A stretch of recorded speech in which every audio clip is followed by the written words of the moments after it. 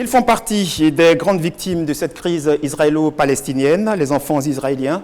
La rédaction de Lumière du Monde Télévision dans votre journal est en ligne avec une adolescente israélienne, Amit Daniel. Elle a 13 ans, elle est à Tel Aviv. Avec elle donc, nous allons discuter de la situation des enfants sous les bombes de cette crise israélo-palestinienne. Amine, bonsoir.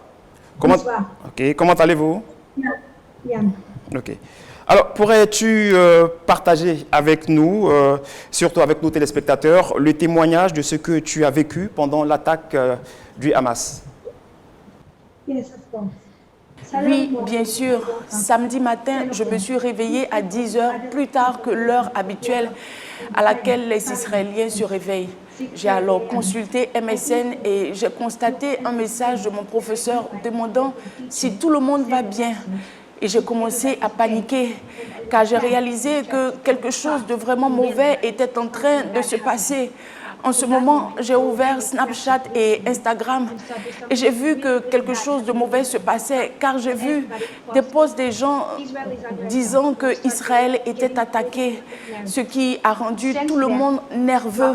Depuis lors, nous avons subi des tirs de roquettes qui ont coûté la vie à une centaine de personnes.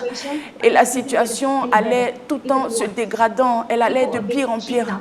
Des gens ont été kidnappés et tués, même des enfants.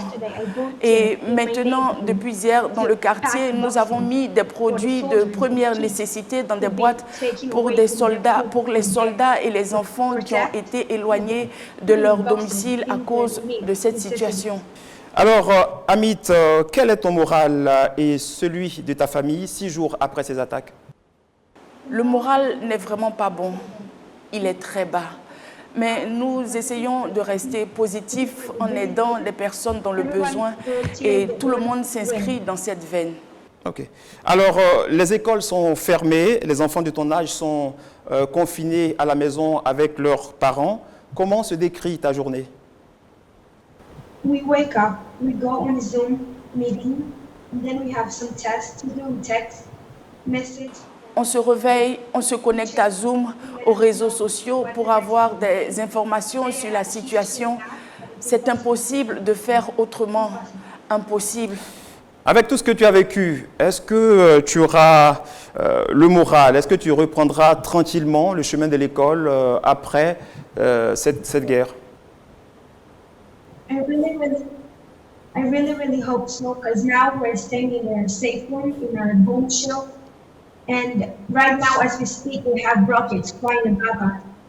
And we, every second, need to be ready to go downstairs. Je l'espère vraiment, parce qu'actuellement, nous sommes cantonnés dans des chambres sécurisées. Et même là où je vous parle, je suis bien à l'abri. Et j'espère vraiment que les écoles soient libres pour qu'on puisse y retourner. Amit, quel pourrait être ton message à l'endroit des enfants blessés de cette guerre et ceux qui ont également perdu leurs parents pendant cette attaque du Hamas?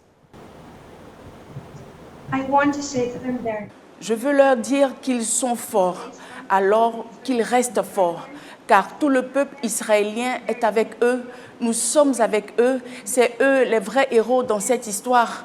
Nous croyons en eux et nous sommes avec toutes les victimes de cette situation.